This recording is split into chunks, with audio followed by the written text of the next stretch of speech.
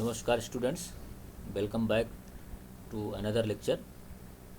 So in today's lecture, I will discuss few numerical problems on transistor. So in my previous lecture, I have started with the very basics of transistor. Then I have discussed different configuration of transistor, means common base transistor, common emitter transistor and common collector transistor. But in your syllabus, common base and common emitter transistor is mentioned. That is why I have discussed only common base and common emitter transistor. So in common base, in common emitter or common collector, whatever configuration you use for any purpose, each configuration of transistor have different characteristics, have different properties. So in order to understand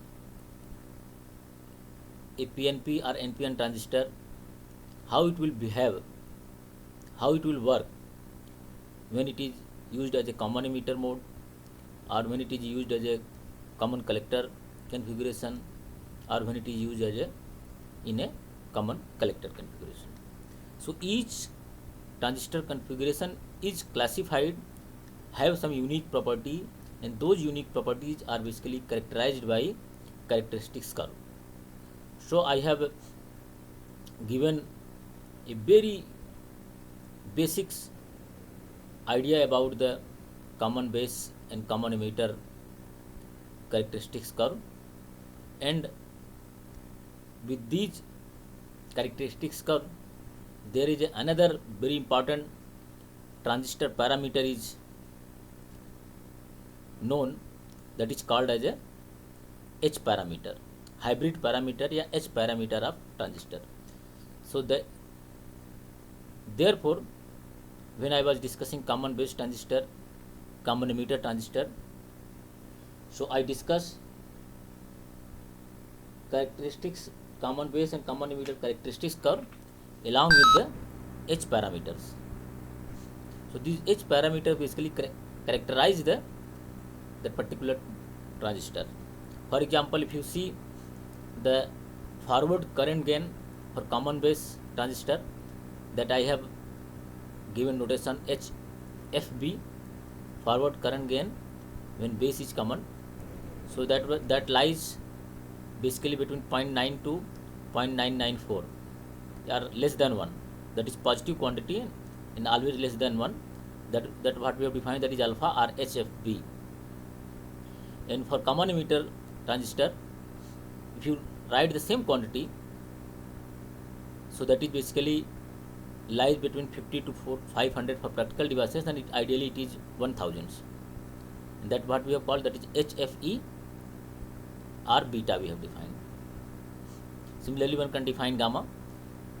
So if you see clearly these parameters, so these parameters for the same transistor, whether it is NPN or PNP transistor, if you are using in common base configuration, this value is alpha is different. If you are using in a common emitter transistor, beta is different. Even when you are using in a common collector mode, that is gamma is different. So that means this, depending upon which configuration you are using for any purpose, then transistor will behave like a different, it has different characteristics. And the one important common parameter, common thing in all transistor was is that the how you connect, because a transistor have two PN junction, one PN junction and another PN junction, and the basic requirement of any PNP or NPN transistor was that your emitter base junction should be forward bias and base collector junction should be reverse bias. That was the primary condition. If you change this biasing condition, the transistor will go in different region. So I have defined the different region of transistor that when I was discussing the characteristics curve. So I have defined the if you remember common emitter transistor, so I have defined saturation region, cutoff region and active region.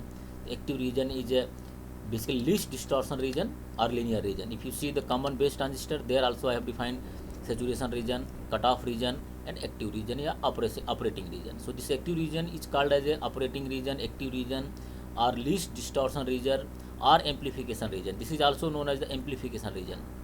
So there are three different regions exist in your transistor.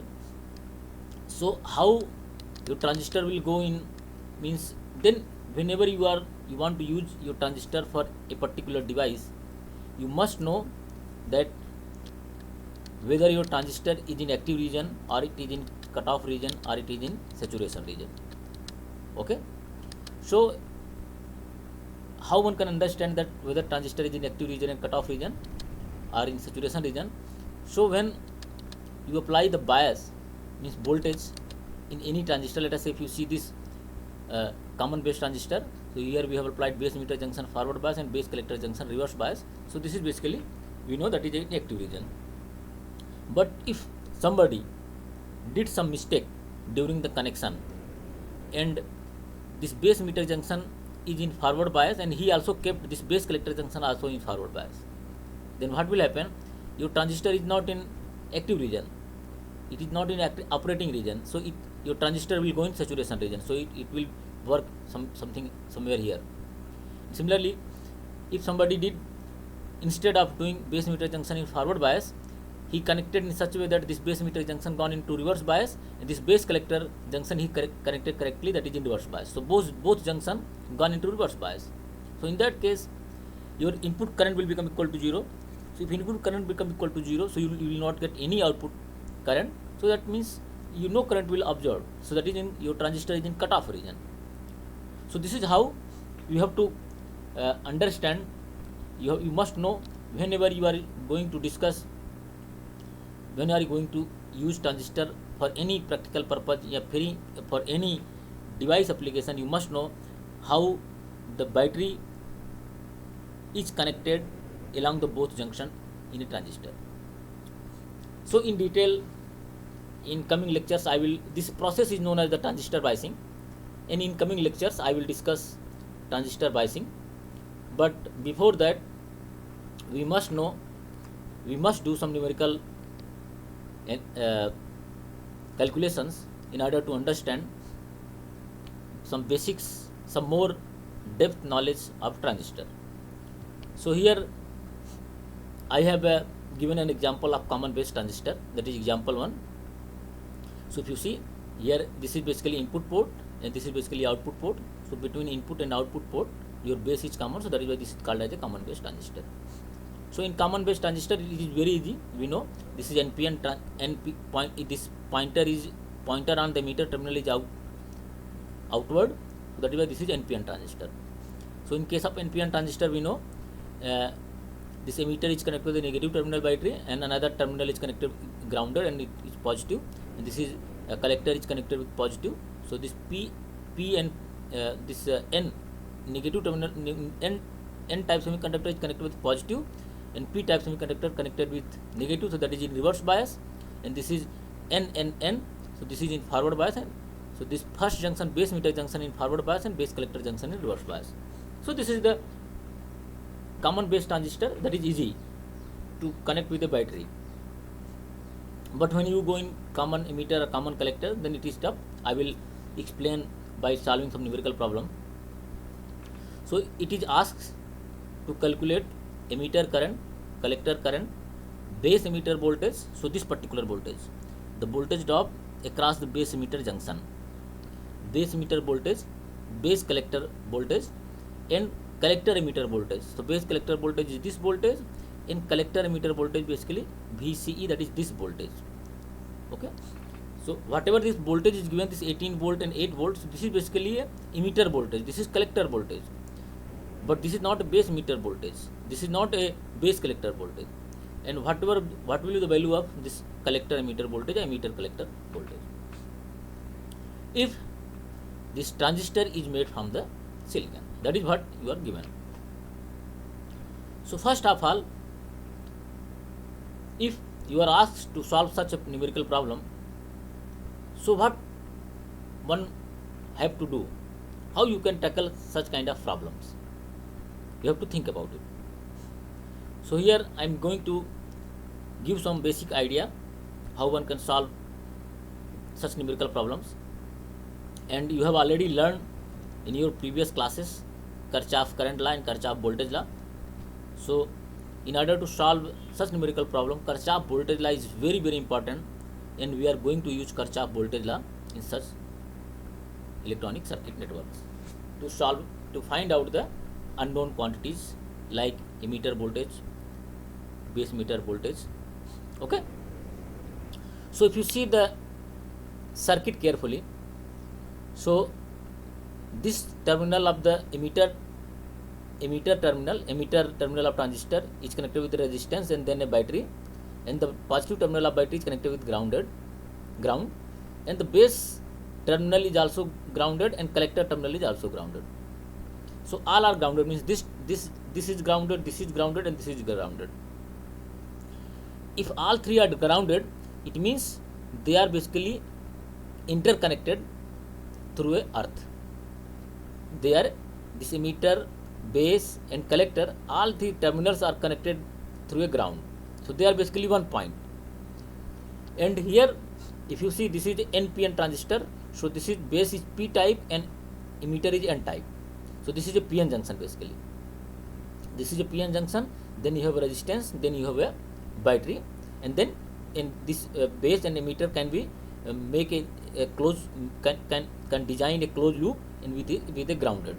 Okay, so I have shown an equivalent circuit diagram of, let us say, first this left hand side of the circuit diagram, emitter base junction. So if you consider only this part of the original circuit, this part of the original circuit, so this part of the original circuit can be drawn in this way.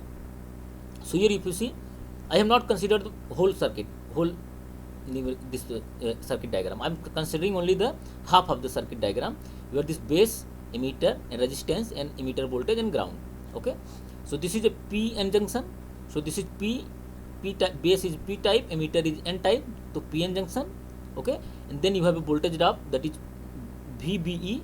So I have written a VBE obviously, and the notice and the polarity of voltage drop.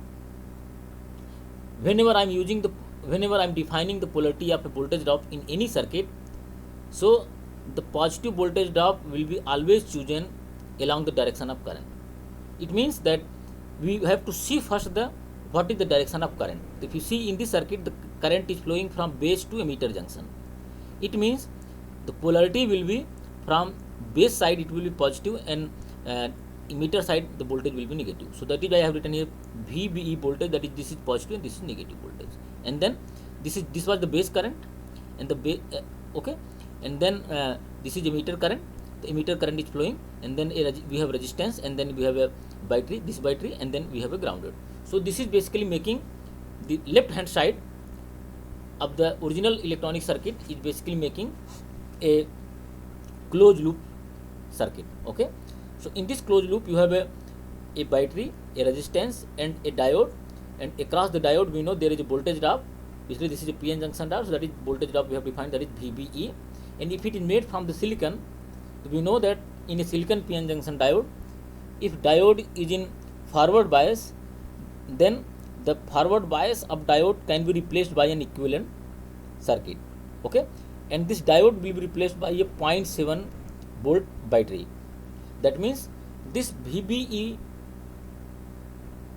diode, base emitter junction of transistor, this can be, when if this base emitter voltage, this PN junction is in forward bias, so this can be replaced by a 0.7 volt battery, or we know the value of this base emitter voltage will be always equal to 0.7 volt if this transistor is made from the silicon. Okay, now in this loop we can apply a Kirchhoff voltage law in order to find out the unknown quantity. So if apply the Kirchhoff voltage law, so we know we have a, if we start from here, so we have a voltage. So Kirchhoff voltage law is the in any closed loop, summation of all voltages EMF, all voltages and voltage drop must be equal to 0.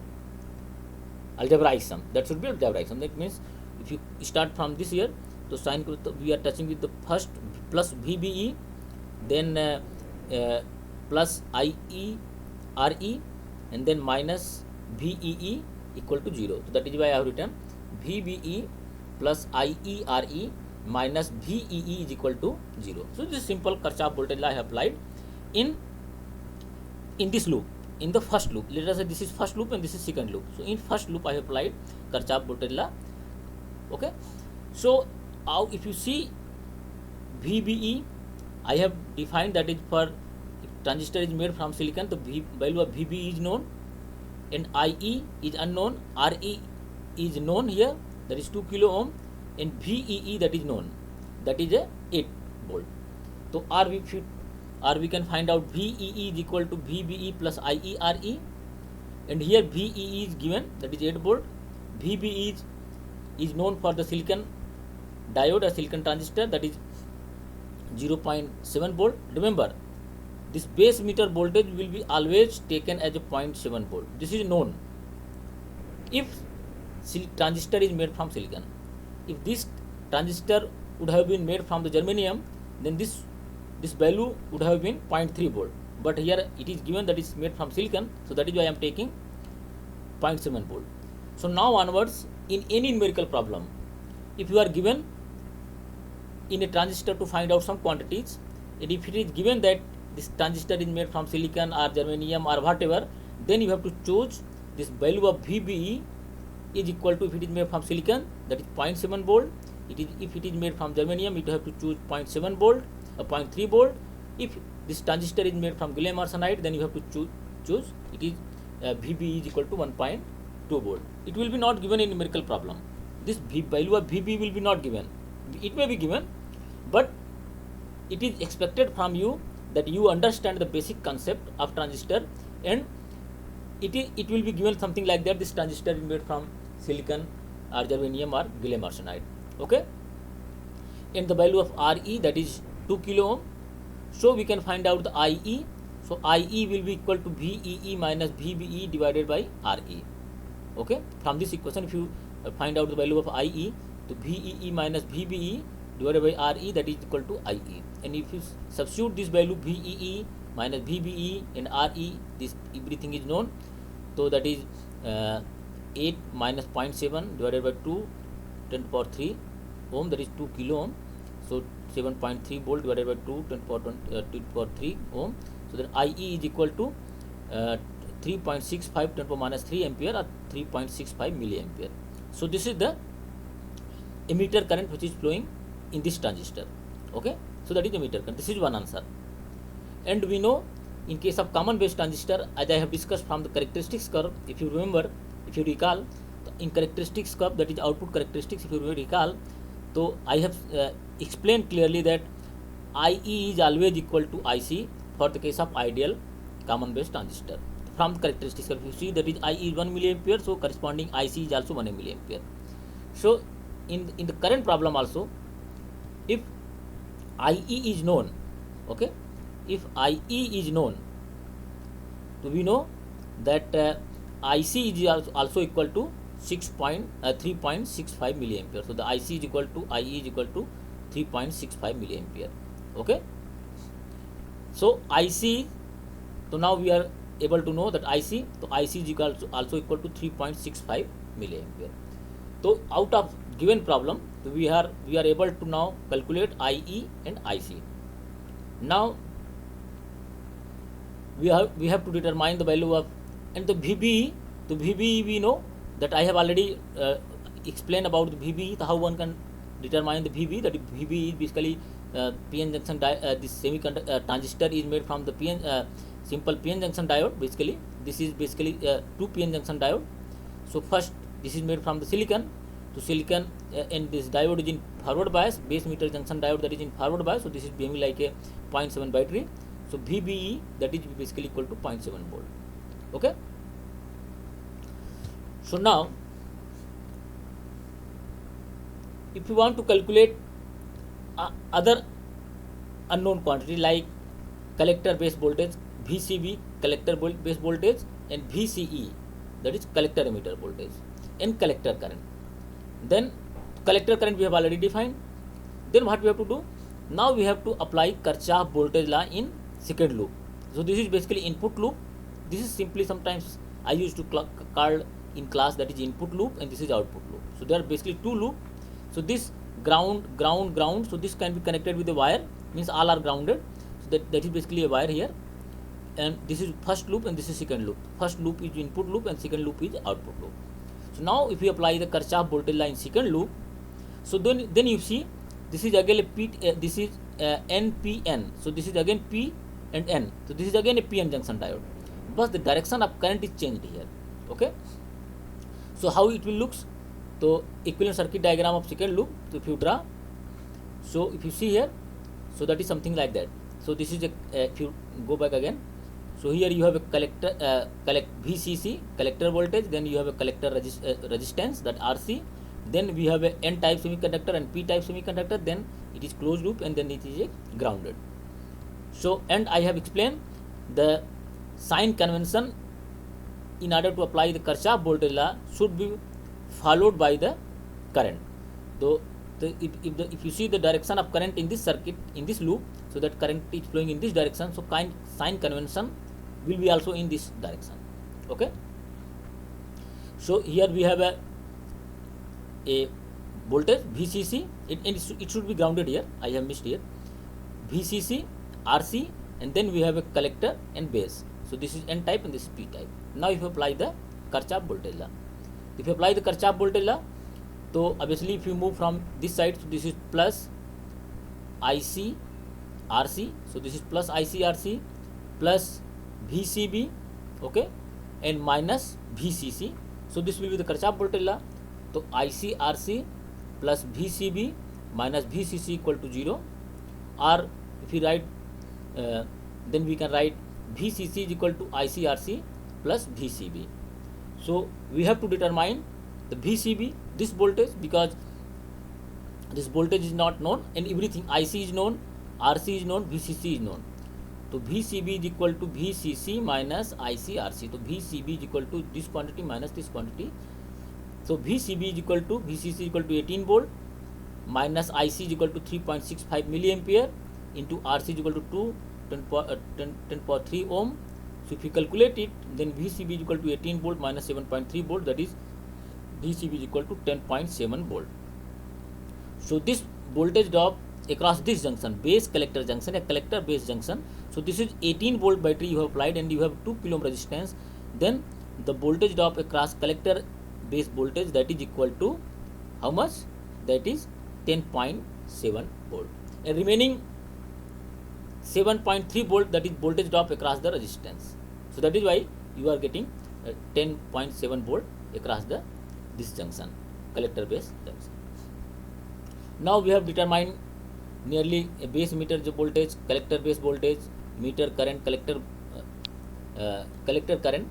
So another quantity is remaining, that is if you see, so that is what? That is VCE, collector emitter voltage. This voltage is remaining. So how one can calculate this voltage? So we know this voltage. If you go back again, in order to understand, in order to explain this, I wanted to go in basic circuit diagram when I was starting in the beginning. So I think yes, if you see here, so this is simple PN junction diode. This is base emitter junction, and this is base collector junction, and collector emitter voltage is asked. Obviously it means you have this voltage and you have this voltage. You have a voltage drop, contact voltage at this PN junction and then NP junction. So you are asked to find out the total voltage drop across collector emitter voltage, this voltage. So that means obviously this voltage, collector emitter voltage, will be equal to this voltage plus this voltage. Okay. So that is why if you want to calculate collector emitter voltage, so where I was here, okay. So VCE, collector emitter voltage drop across the collector emitter junction, that will be always equal to VCB, base collector voltage plus base emitter voltage, VBE. The VCB we have calculated, VBE, that is 0.7 volt. So VCB is equal to 10.7 plus 0.7, that is 11 plus 11.40 voltage. That means this voltage, collector emitter voltage, that is basically equal to how much? That is 11.40 volt. And if you remember, if you see this collector base voltage, that is 10.7 volt, and I told in the beginning that for your transistor will be in active region when base emitter junction will be in forward bias and base collector junction will be reverse bias. So whatever battery we have applied here, this emitter meter voltage and collector voltage, whether these battery power connections is basically satisfying our condition or not for the given common base transistor. If you see the base meter voltage, that is 0.7 volt, obviously if this is voltage drop across base meter junction, that is 0.7 volt, that means diode is in forward bias. Okay, so this diode is in forward bias, base meter junction is forward bias, so first condition is satisfied. Now second condition, base collector junction should be reverse bias. But here we have applied a 18 volt battery directly, but we are not applying the voltage across the base collector junction. We are applying a battery. So in order to your base collector junction be in reverse bias, this collector base voltage should be positive, because this is N type and P type. This is collector is N type and base is P type. If this collector base voltage is positive, then your base collector or collector base junction will be in reverse bias. Or in other words, if you are counting from this direction, so base collector voltage should be negative or collector base voltage should be positive. So if you see in our results what we have obtained, the collector base voltage VCB, that is plus 10.7 volt, and we know that plus 10.7 volt is sufficient to make this collector base junction in reverse bias. Okay. In other words, I can say, if some student might have written, might have wrote this VCB in something like that VBC. If base is written first and collector is written second, then if you calculate VCB, then this value should be negative, minus, because we are measuring the current from this direction to this direction, base collector. Then this should be negative. Number will be same, that minus 10.7 volt. So obviously, if we measure the voltage from P to N, so this should be reverse bias. In order to do reverse bias, this voltage should be negative. So this will be minus 10.7 volt. That means our base collector junction is a collector base junction is in reverse bias. So this is satisfying the conditions, both conditions. So this transistor can be used as a amplifier. Means your transistor is currently working in a active region. So this is how one can calculate the numerical problems based on the common base transistor. Now I will take another example of a common emitter transistor. Okay. So here again we are given with a transistor that is used in a common emitter between input and output. You have to calculate base current, collector current, base emitter voltage, collector emitter voltage, and collector base voltage for the given common emitter transistor if transistor is made from the silicon. Again very simple, you have to only remember how to apply the Kirchhoff voltage law. If you see this transistor, so there are basically two loops. One is this loop, that is base emitter voltage loop. So this is first loop. I told this is input loop. Another is the output loop. So this is second loop. So this is first loop and this is second loop. Okay. So whenever such kind of problems is asked, you have to first apply the Kirchhoff voltage law in input loop, that is first loop. To apply Kirchhoff voltage law, so I explained in my previous problem that how to apply Kirchhoff voltage law. You have to run the loop in direction of current. So current, if you see, this is the common emitter transistor. So this is current direction in that is in the direction. So that is NPN transistor. So current is flowing from base to emitter in this direction. So this is the direction of current. So that is why I have chosen the sign convention in loop in order to apply the Kirchhoff voltage law, that is in this direction. That is a clockwise direction. Okay. So if you apply, so here you have to assume that is base current, so IB into RB plus VBE, that is plus voltage drop, VBE minus VBB, that is minus and plus, so that is equal to 0. So that is IB RB plus VBE minus VB is equal to 0. Or IB is equal to, if you find out, so IB is equal to VBB minus VBE divided by RB. VBB minus VBE divided by RB, that is 0.5 volt minus 0.7 volt divided by 10 volt. We know, as I explained, if it is made from silicon, so this base meter voltage, that will be always 0.7 volt if it is in forward bias. So IB is equal to 4.3 volt divided by 10 power 3 ohm, so that is 0.43 10 power minus 3 ampere, so that is 430 micro ampere. This is the base current is flowing, that is 430 micro ampere. Now we know the base current. If we know the base current, so we can find out the collector current. So I will explain how. Before that, let us say, now we apply the Kirchhoff voltage line loop 2. So this is loop 2. Okay. If you apply the Kirchhoff voltage law, the sign Kirchhoff voltage law will move something like that. So this will be the direction of Kirchhoff voltage law. So we have to run, that is plus, let us say this is IC current. I have not written current, collector current. So this is IC current. So IC RC, so obviously this will be plus and this will be minus, this will be plus and this will be minus, and this is minus and this is plus. So IC RC plus VCE, this voltage drop I have written, then minus VCC. So plus IC RC plus VCE minus VCC is equal to 0. Okay. So VCE is equal to VCC minus IC RC. So this voltage will be equal to this voltage minus this voltage drop. So VCC is equal to VCE is equal to VCC minus IC into RC. Or VCE is equal to, VCC is known, that VCC is given, that is how much, 10 volt. So that is 10 volt minus IC into RC, and RC is given 100 ohm, but IC I have not determined. But I have determined the IB, that is base current. So we know that a relation between collector current and base current, when I was discussing the common emitter transistor, if you remember, so I have discussed the beta DC is equal to IC into IB, or IC is equal to beta IB.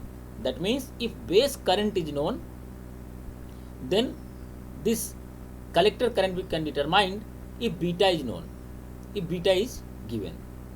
So in this problem, if you see, so I think I have not given, a beta is given. If beta is given, that is 150. It is written in the problem that beta is equal to 150. So beta is known, so it means IC is equal to beta IB.